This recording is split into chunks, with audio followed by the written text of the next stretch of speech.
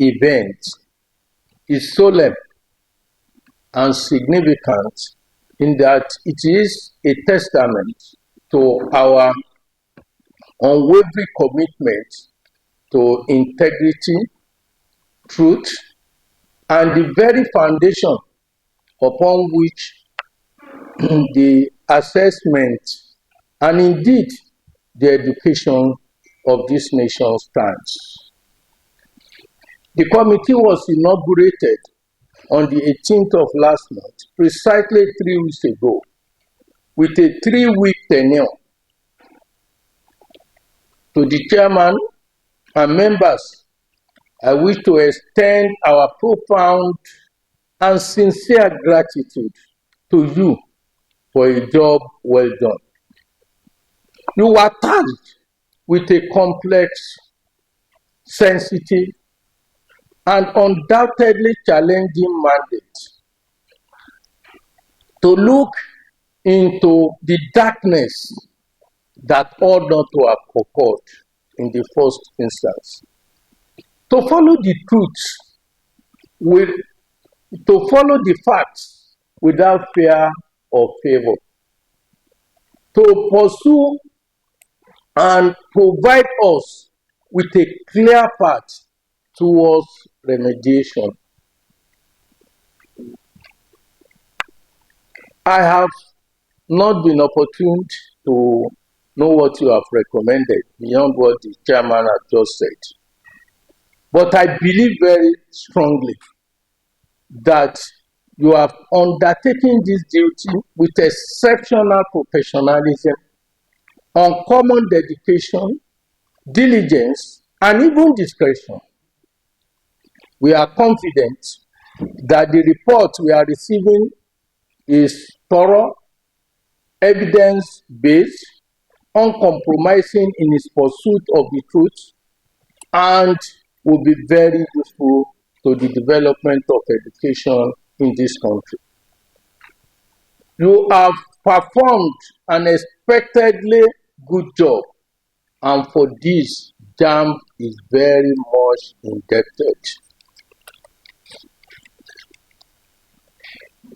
Mr. Chairman, distinguished members, we decided to convene this special committee, independent committee of highly rated individuals and security personnel to, among others, demonstrate the transparency of the board as a credible educational assessment body, and to underscore our clear understanding of the catastrophic effects of uncurbed examination malpractice, particularly technology-based one.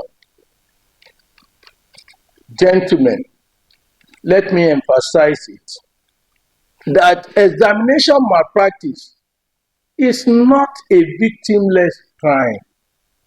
Many people believe that there is no victim. That's why people mismanage public funds. Some people will say when you are working for government, you don't sweat because there is nobody that is going to be a victim, which is not true. We will collectively be the victim.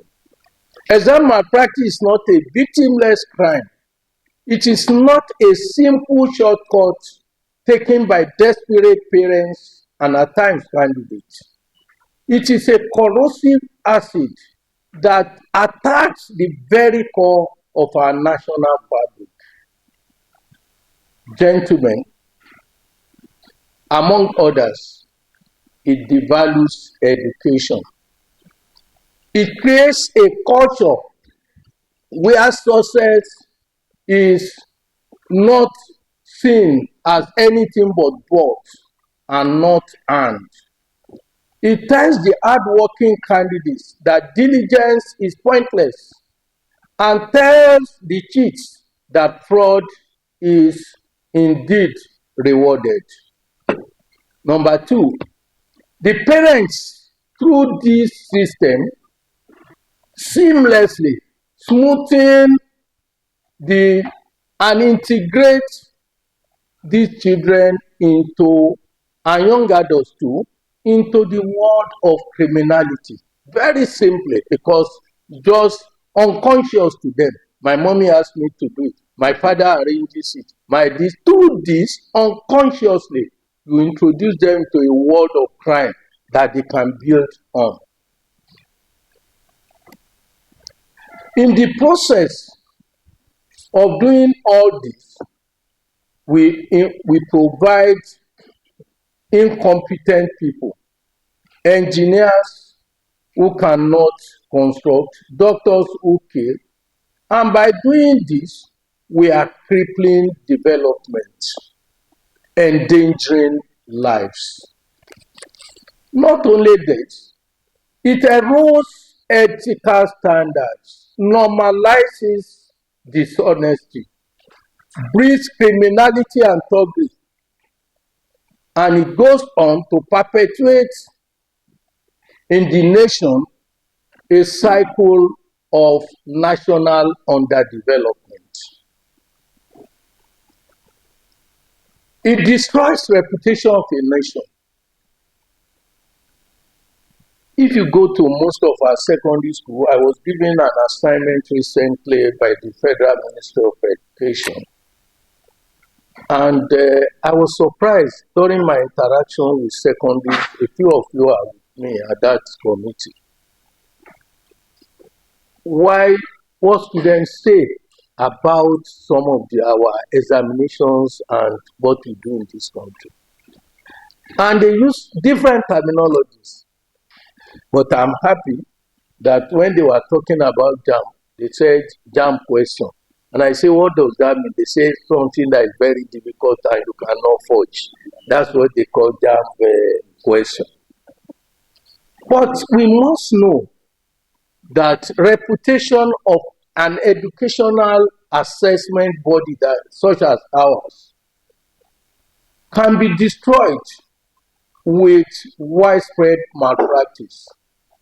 And it diminishes the worth of those who genuinely hand their certificates, because everybody would think this is how to get it. If I can get it, and that's why you find many people accusing people of what they do, because they think that if I can do it, that's probably what others are doing.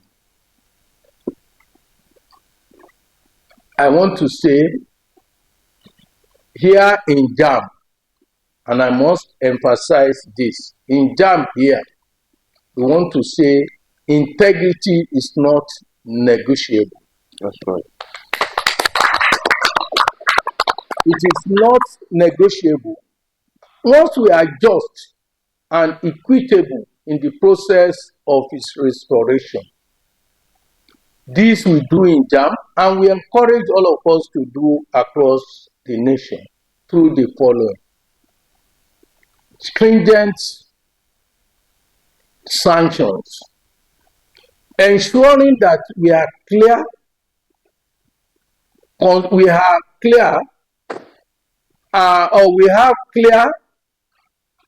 consistent, and consequential penalties for malpractice, and apply this equally across board, not bending for anybody, whoever the person is. 2, investing in integrity. We are going to employ technology and other robust processes to secure our assessment systems, making malpractice difficult, if not impossible, to commit. Number 3, we are going to continue to encourage moral education, insisting on ethical standards for the children from the outset. Let them know that characters are more than grades. It's not just about grades. Character is more important. And as you have said, Mr. Chairman, when you are presenting leadership, we must provide parenting by example. parenting by example. I can beat my chest with my exposure to the educational system. I dare say at least across the continent of Africa, if not the world. I can tell you that at this level, 80% of the examination malpractice are planned and executed by parents. 80% are planned, executed by parents. Because most of them simply want to use their children to furnish and refurbish their own CVs. They want to be seen as fathers and mothers of lawyers and doctors and engineers, even when without caring whether that is legitimately received. Mr. Chairman, in receiving this report, I want to make JAMB position unequivocally clear. JAMB stands for honesty and integrity, and this has been indicated by our administrative ancestors who created JAMB and created the motto of JAMB. Mr. Chairman, I want to emphasize that if we do not do anything as we are doing now, or we allow sentiments to overtake what we are doing, it's not likely that we will all not be blamed at the end of the day for at least not doing what we are supposed to do. I want to emphasize that the integrity of the nation is at risk. I attended with some of my colleagues in JAMB, the AAEA's conference in Addis Ababa recently, just about 1 week ago.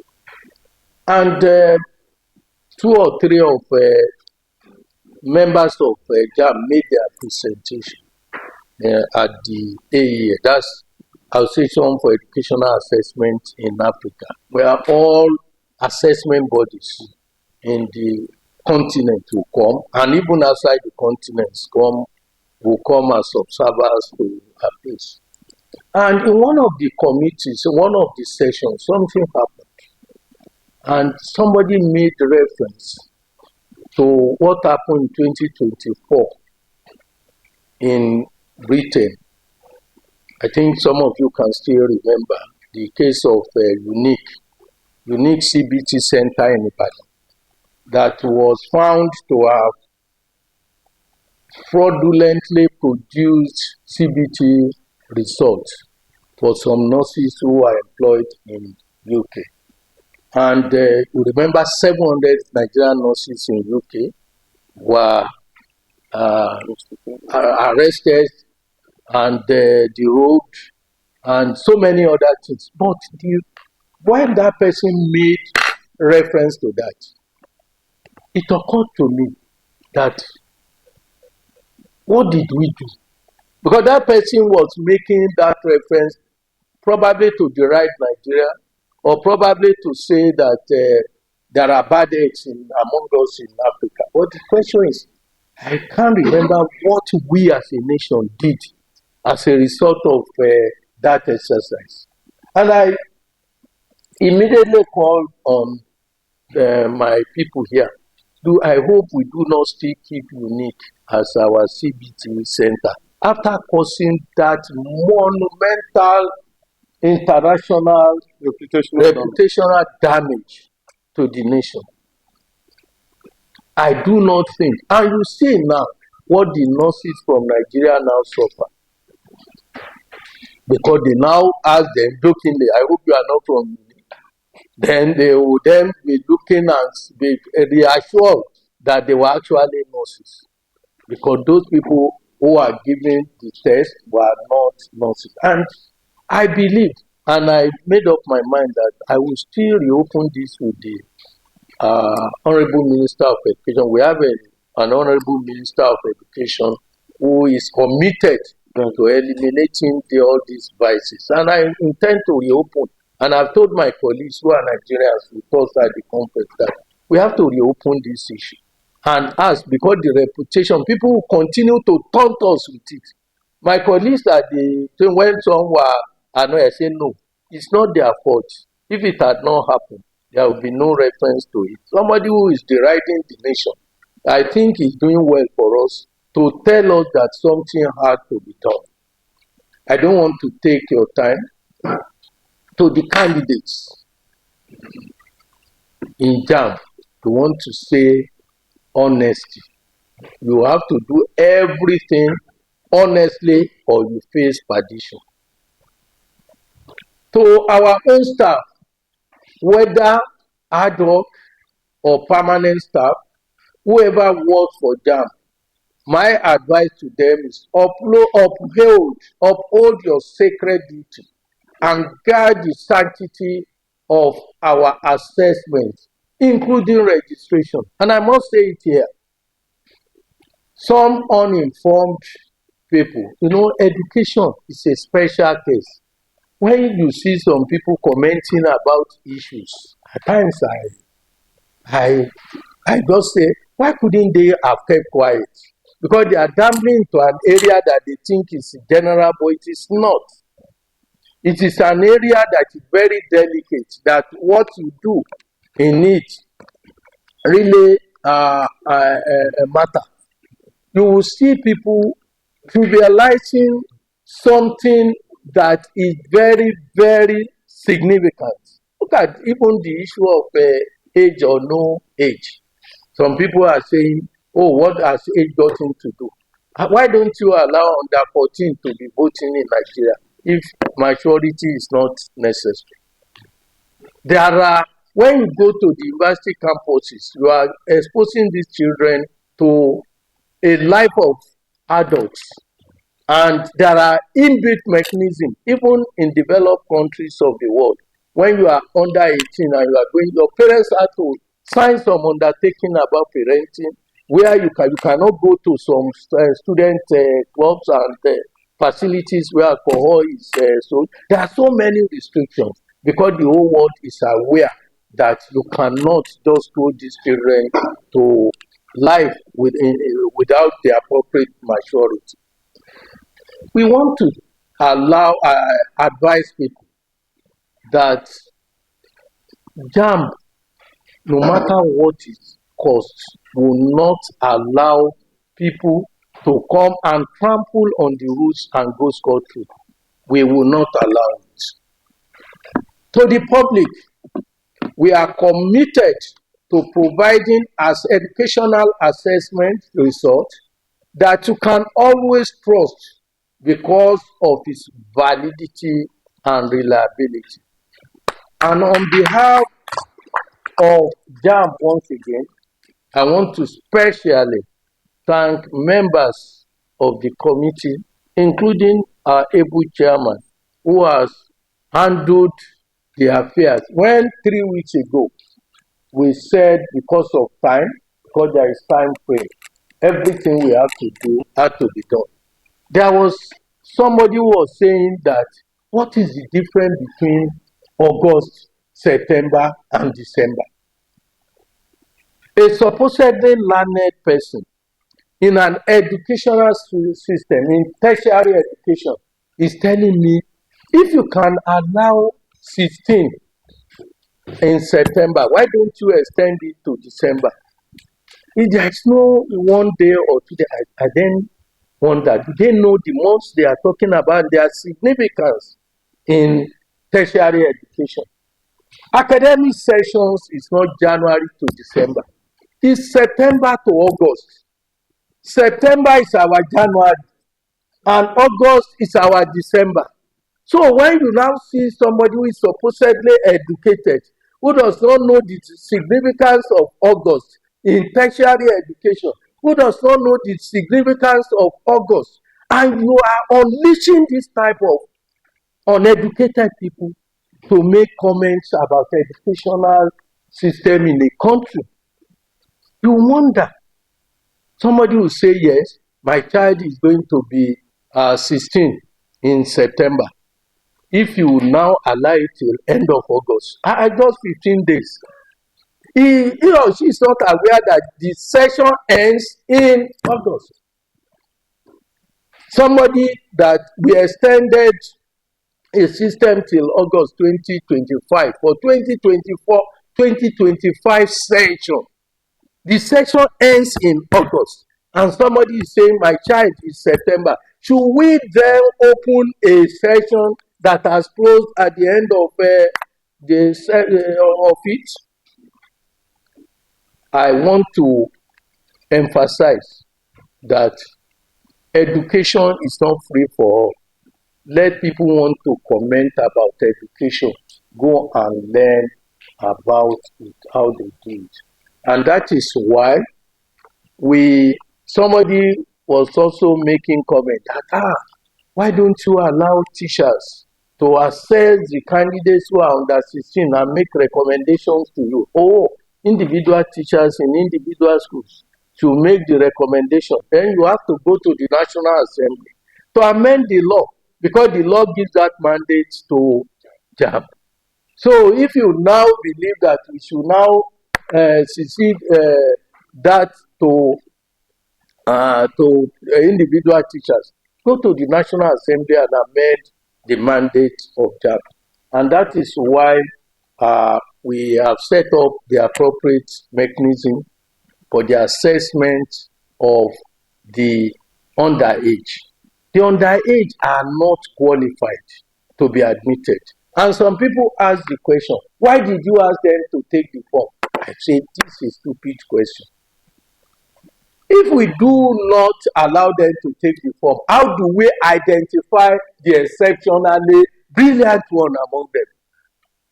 The exceptionally gifted. They are just 1 or 2 in a million all over the world. You see some ignorant people citing 10 within 25 years. The example they will give are just about 10 in 25 years across the whole world. And they are not giving just in Nigeria or in Ghana. Across the whole world, they will give you 10 and over 25 years. But in Nigeria, you have 40,000 in a year who claim they are. And they do not see the contradiction. How do we entrust the life, the fortune, the fate of a nation to the hands of people who cannot reason well? So I want to advise that we have a responsibility, particularly those of us who are in the tertiary education system, to enlighten people, not to assume that they know. And it is on this basis that I want to once again thank you, the chairman and members of the committee, and to assure you that whatever is within our power, we will do. I may not agree with all your recommendations because I'm different and I did not in any form participate in it. But I can assure you that there are good heads, many good heads, if not all of you are good heads, and they are better than one. And therefore, whatever God has guided you to decide, as far as I'm concerned, even if I do not agree, I will pursue, because I believe it's our collective. Yes, we have brought you from different agencies and backgrounds, and if in your collective wisdom you agree that something is it, then something must be wrong with anybody who thinks otherwise. So that is why I can assure you that whatever is within our own, we will do. Whatever is beyond us, that will go to the Honorable Minister of Education, we will do, in the absence of a board. And whatever needs to go to the National Assembly, we will also pursue. Once again, I thank you. I appreciate you. May God bless you. May God bless the Federal Republic. We are going to look into the report and implement. Whatever is beyond JAMB will go to the appropriate authorities, including the Ministry of Education and the National Assembly. That's exactly what we will do. But whatever is within our purview will be done immediately. I believe they will have looked at. Some people believe that examination malpractice is on the rise. It's not true. When you are talking of real examination malpractice that we know, this year we have about 140 of them, so which is still relatively low. But what we are talking about is registration infraction, examination malpractice that had been planned at the registration point. These are people that will feel not the one they committed in the examination hall. We are talking of technology induced one that is now new to us. We have not seen this magnitude before, and that's why we have brought people from diverse backgrounds to come and look at it. And I believe that two heads, good heads, are better than one. And whatever recommendations they have made, we will, at the level of JAMB, implement and recommend as appropriate all those ones that are beyond our control. Thank you. But yes, you asked the chairman. Okay, so Prof, just give me 1 minute. I will just make 1 minute statement. There will be no press statement. Okay, so one, I want to commend JAMB for the integrity, transparency throughout this process. In fact, Professor Oluode did not take my call because he didn't want to influence the outcome. The soul of the education sector, I believe the likes of Professor Oluode and JAMB, is chosen by God to rescue it, and we will. This country education sector is on course for total deliverance, and many of us in the committee are committed to working hand in hand with the likes of Oluode and the Honorable Minister, whom I believe is doing a tremendous job, and collectively with you, the media. There is no challenge that is insurmountable. We will solve the problem, and we will have a credible examination system that our generation and the future generation will be proud of. Thank you. Can we just have some highlights? Well, we made some number of recommendations. I think in terms of that, I would want to read the press statement because it's a little bit more complex. I have taken time to document it in a very succinct manner. So there were places we recommended. We focused on the infractions, but we focused more on solution. You know, a lot of interrogation, a lot of figures and facts are involved. So if you so wish, we can go back to the hall and I will read my press statement. Okay. Eh?